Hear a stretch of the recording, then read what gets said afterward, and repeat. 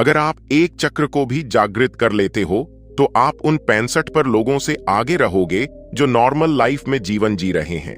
अगर आप 3 चक्र को जागृत कर लेते हो तो आप उन 95 पर लोगों से आगे रहोगे जो आध्यात्मिक जीवन की सीढ़ियां चढ़ने का प्रयास कर रहे हैं। और अगर आपने 5 चक्र को जागृत कर लिया तो आप उन 99 पर लोगों से आगे रहोगे जो पूरा जीवन इन चक्रों को जागृत करने में बिताए हैं। और अगर आपने 7 चक्रों को जागृत कर लिया तो आप उन 1 पर लोगों में शामिल हो, ऐसा हो जो जीवन में हर चीज को हासिल कर सकते हैं। 1 पर मतलब यह आंकड़ा कम नहीं है। आज की भारत की जनसंख्या के हिसाब से 1 पर मतलब लगभग 1,41,00,000 लोग। मुझे नहीं लगता कि 7 चक्र जिनके जागृत होंगे वह इतने सारे लोग होंगे। 1 पर के 1/4 हिस्से के बराबर भी नहीं होंगे क्या?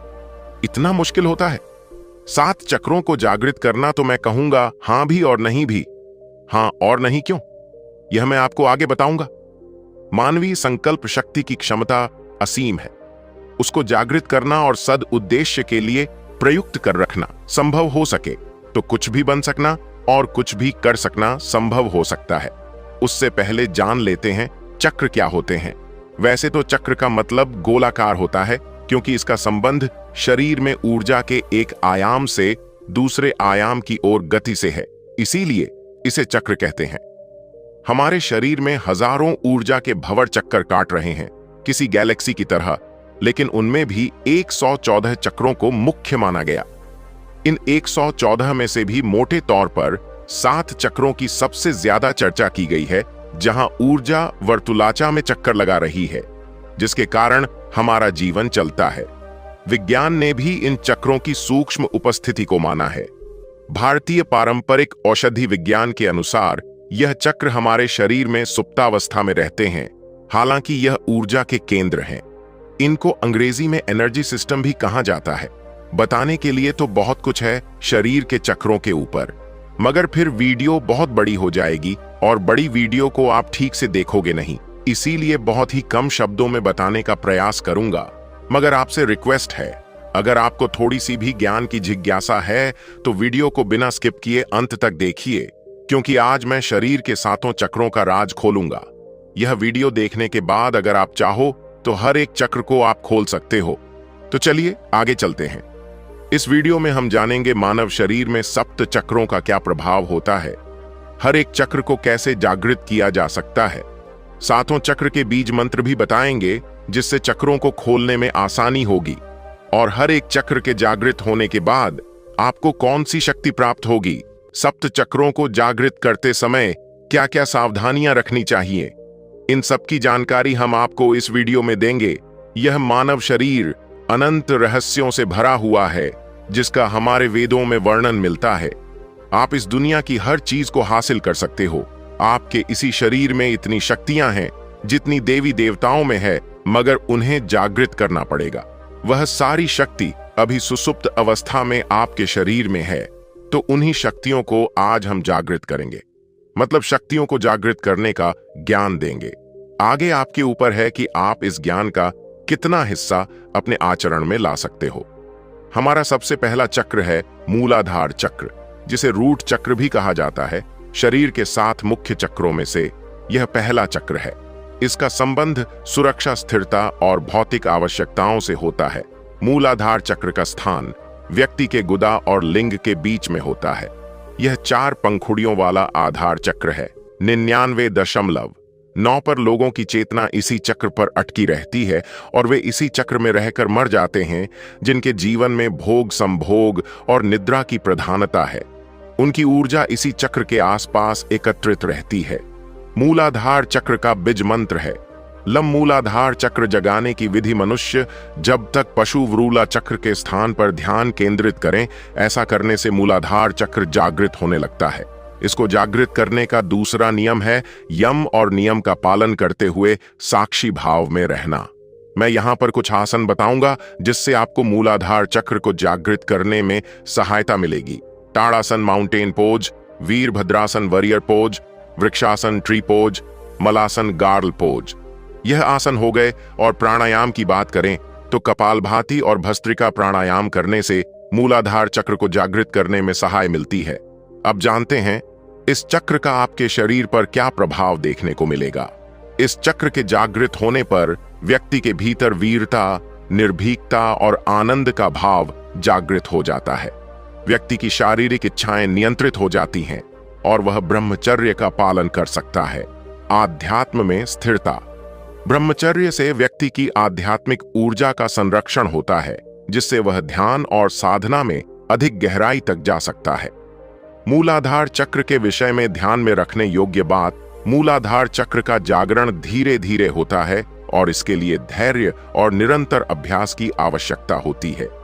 हमारा दूसरा चक्र है स्वाधिष्ठान चक्र, जिसे सकरल चक्र भी कहा जाता है। स्वाधिष्ठान चक्र शरीर के 7 प्रमुख चक्रों में दूसरा चक्र है, जिसे संस्कृत में स्व मतलब स्वयं और अधिष्ठान मतलब स्थान शब्दों से मिलाकर स्वाधिष्ठान कहा गया है।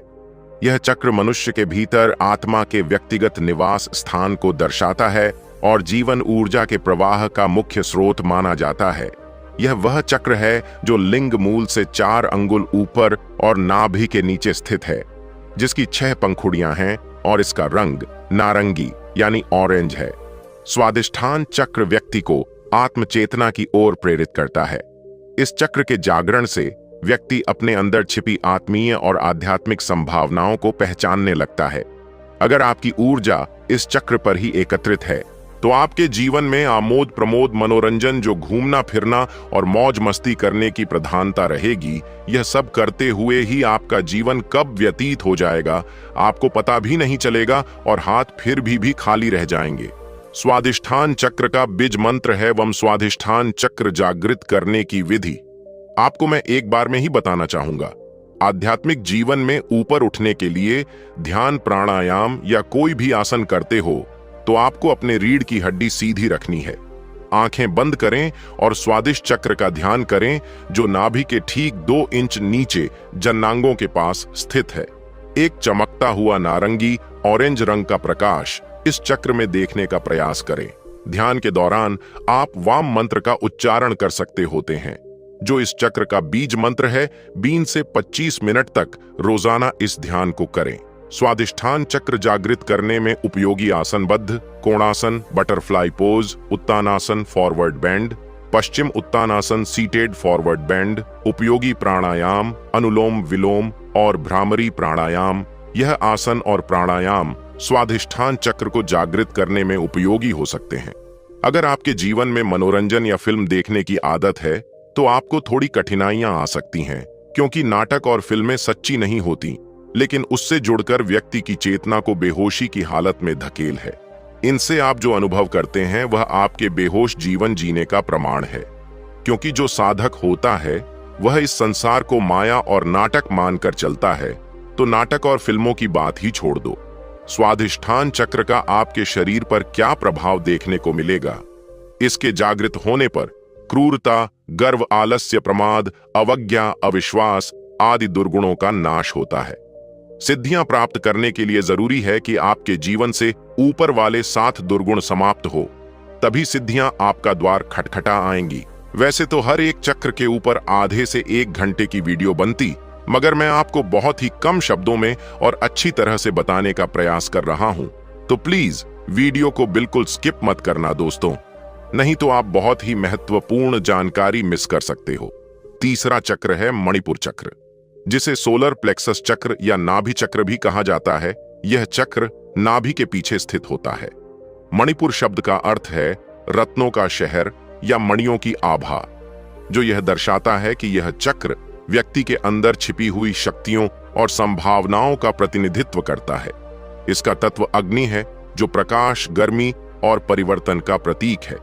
यह 10 कमल की पंखुड़ियों से युक्त है। जिस व्यक्ति की चेतना या ऊर्जा यहाँ एकत्रित है, उसे काम करने की धुन रहती है। ऐसे लोगों को कर्मयोगी कहते हैं। मणिपुर चक्र का बीज मंत्र है रम। मणिपुर चक्र को कैसे जागृत करें? मणिपुर चक्र पर ध्यान केंद्रित करके इसकी ऊर्जा को जागृत किया जा सकता है। ध्यान के दौरान नाभिक क्षेत्र पर ध्यान केंद्रित करें और वहां गर्मी या ऊर्जा का अनुभव करने का प्रयास करें। और ध्यान के दौरान आप राम मंत्र का उच्चारण कर सकते हैं, जो इस चक्र का बीज मंत्र है। मणिपुर चक्र जागृत करने में कुछ उपयोगी आसन और प्राणायाम आसन है। उत्थिता त्रिकोणासन, एक्सटेंडेड ट्रायंगल पोज, धनुरासन, बो पोज प्राणायाम है, उज्जाई प्राणायाम, कपालभाति प्राणायाम। इनका अभ्यास रोज करना चाहिए। इस चक्र का आपके शरीर पर क्या प्रभाव होगा? इसके सक्रिय होने से तृष्णा, ईर्ष्या, चुगली, लज्जा, भय, घृणा, मोह आदि कषाय कलम दूर हो जाते हैं। यह चक्र मूल रूप से आत्मशक्ति प्रदान करता है। सिद्धियां प्राप्त करने के लिए आत्मवान होना जरूरी है। आत्मवान होने के लिए यह अनुभव करना जरूरी है कि आप शरीर नहीं, आत्मा है। आत्मशक्ति, आत्मबल और आत्मसम्मान के साथ जीवन का कोई भी लक्ष्य दुर्लभ नहीं। हमारा चौथा चक्र है अनाहत चक्र। अनाहत चक्र हृदय के क्षेत्र में स्थित होता है, यानी छाती के बीच में, स्तन के ठीक बीच में। इसे हृदय चक्र भी कहा जाता है क्योंकि यह प्रेम, दया और आत्म साक्षात्कार का केंद्र माना जाता है। इसका प्रतीक 12 पंखुड़ियों वाला हरा कमल है। प्रत्येक पंखुड़ी मानव भावनाओं का प्रतीक होती है। इसके भीतर 2 त्रिकोण होते हैं, एक ऊपर की ओर और एक नीचे की ओर, जो पृथ्वी और आकाश के मिलन का प्रतीक है। अनाहत चक्र का बीज मंत्र है यम यम। अनाहत चक्र कैसे जागृत करें? हृदय पर संयम करने और ध्यान लगाने से यह चक्र जागृत होने लगता है। खासकर रात्रि को सोने से पूर्व इस चक्र पर ध्यान लगाने से यह अभ्यास से जागृत होने लगता है और सुषुम्ना नाड़ी इस चक्र को भेद कर ऊपर गमन करने लगती है। अनाहत चक्र जागृत करने में कुछ उपयोगी आसन और प्राणायाम आसन है। भुजंगासन, उष्ट्रासन, धनुरासन, गोमुखासन। प्राणायाम है उज्जाई प्राणायाम, अनुलोम विलोम प्राणायाम, भस्त्रिका प्राणायाम। इनका अभ्यास रोज करने से अनाहत चक्र जागृत करने में सहायता मिलती है। अनाहत चक्र का बीज मंत्र यम है। इसे ध्यान के दौरान अभ्यास में लाया जा सकता है। इस चक्र का आपके शरीर पर क्या प्रभाव होगा? इसके सक्रिय होने पर छल कपट, हिंसा, कुतर्क, चिंता, मोह, दंभ, अविवेक और अहंकार समाप्त हो जाते हैं। इस चक्र के जागृत होने से व्यक्ति के भीतर प्रेम और संवेदना का जागरण होता है। इसके जागृत होने पर व्यक्ति के अंदर ज्ञान स्वतः ही प्रकट होने लगता है। व्यक्ति अत्यंत आत्मविश्वासु, सुरक्षित, चारित्रिक रूप से जिम्मेदार एवं भावनात्मक रूप से संतुलित व्यक्तित्व वाला बन जाता है। ऐसा व्यक्ति अत्यंत हिताशी एवं बिना किसी स्वार्थ के मानवता प्रेमी एवं सर्वप्रिय बन जाता है। वीडियो को बिल्कुल स्किप मत करना दोस्तों, क्योंकि वीडियो के लास्ट में इन सब का सार निकालकर मैं आपको बताऊंगा और आपको कुछ सावधानियां भी बताऊंगा, जिसको आपको अपने ध्यान में रखते हुए चक्रों को जागृत करने का प्रयास करना होगा। तो चलिए चलते हैं विशुद्ध चक्र की ओर। 5वां चक्र है विशुद्ध चक्र। विशुद्ध चक्र शरीर में गर्दन के आधार पर स्थित होता है, जिसे कंठ चक्र भी कहा जाता है। विशुद्ध चक्र का तत्व आकाश है, जो व्यापकता, शुद्धता और स्वतंत्रता का प्रतीक है। इसका रंग नीला है, जो शांति, सच्चाई और स्वच्छता का प्रतीक माना जाता है। विशुद्ध चक्र को 16 पंखुड़ियों वाला कमल कहा जाता है। विशुद्ध चक्र का बीज मंत्र हम है। विशुद्ध चक्र को जागृत करने के तरीके। बीज मंत्रों का जाप करने से चक्र की ऊर्जा को जागृत किया जा सकता है। जब कोई इस मंत्र का निरंतर जाप करता है तो चक्र की ध्वनि कंपन पैदा करती है, जो जागृति की प्रक्रिया को तेज करती है। विशुद्ध चक्र को जागृत करने की ध्यान विधि। ध्यान करते समय गले के क्षेत्र में आकाश तत्व पर ध्यान केंद्रित करें। इस दौरान नीले प्रकाश की कल्पना करें, जो गले के केंद्र में स्थित है और पूरे शरीर में शांति और संतुलन फैला रहा है। विशुद्ध चक्र जागृत करने में कुछ उपयोगी आसन और प्राणायाम आसन है। Sarvangasana, shoulder stand, matsyasana, fish pose, सिंहासन, लायन पोज, अर्धमत्स्येंद्रासन। प्राणायाम है उज्जाई प्राणायाम, भ्रामरी प्राणायाम। इनका अभ्यास रोज करने से विशुद्ध चक्र जागृत करने में सहायता मिलती है। इस चक्र का आपके शरीर पर क्या प्रभाव होगा? विशुद्ध चक्र जागृत होने पर आपको 16 कलाओं और 16 विभूतियों का ज्ञान हो जाता है। विशुद्ध चक्र जागृत होने से मनुष्य अपनी भूख और प्यास को रोक सकता है। वहीं मौसम के प्रभाव को भी रोका जा सकता है। दोस्तों, अगर आपको हर एक चक्र के ऊपर स्पेशल वीडियो चाहिए तो कमेंट में चक्र लिखो। हमारा छठा चक्र है आज्ञा चक्र। आज्ञा चक्र हमारे माथे के बीच, भौहों के बीच स्थित होता है। इसे अंग्रेजी में थर्ड आई चक्र या ब्राव चक्र भी कहा जाता है। यह चक्र हमारे दोनों भौहों के मध्य मस्तिष्क के गहरे भाग में स्थित होता है और इस चक्र का मुख्य संबंध हमारी अंतर्दृष्टि और बुद्धिमत्ता से है। इस चक्र का वर्णन शास्त्रों में हमारे आंतरिक ज्ञान के द्वार के रूप में किया गया है। यह वह स्थान है जहां से हम भौतिक और आध्यात्मिक दोनों दृष्टियां का अनुभव करते हैं। जिस व्यक्ति की ऊर्जा यहां ज्यादा सक्रिय है वह संवेदनशील और तेज दिमाग का बन जाता है, लेकिन वह सब कुछ जानने के बावजूद मौन रहता है। इसे बौद्धिक सिद्ध कहते हैं। आज्ञा चक्र का बजमंत्र है। ओम आज्ञा चक्र को कैसे जागृत करें? भ्रिकुटी के मध्य ध्यान लगाते हुए साक्षी भाव में रहने से यह चक्र जागृत होने लगता है। आज्ञा चक्र को जागृत करने के लिए ध्यान, प्राणायाम और बीज मंत्र का अभ्यास महत्वपूर्ण होता है। ध्यान कैसे करें? साक्षी भाव में रहे और आज्ञा चक्र का ध्यान करें। ध्यान करते समय अपनी दृष्टि को भौहों के बीच केंद्रित करें। इस ध्यान को त्राटक ध्यान भी कहा जाता है, जिसमें एक बिंदु पर दृष्टि को स्थिर करना होता है। नियमित रूप से इस ध्यान का अभ्यास करने से आज चक्र का जागरण होता है। आज्ञा चक्र को खोलने में सहायक प्राणायाम, नाड़ी शोधन प्राणायाम, भ्रामरी प्राणायाम और अनुलोम विलोम प्राणायाम आज्ञा चक्र को जागृत करने में सहायक होते हैं। विशेष रूप से नाड़ी शोधन प्राणायाम नाड़ियों को शुद्ध करता है, जिससे आज्ञा चक्र की ऊर्जा का प्रवाह होता है। बीज मंत्र आज्ञा चक्र का बीज मंत्र ओम है।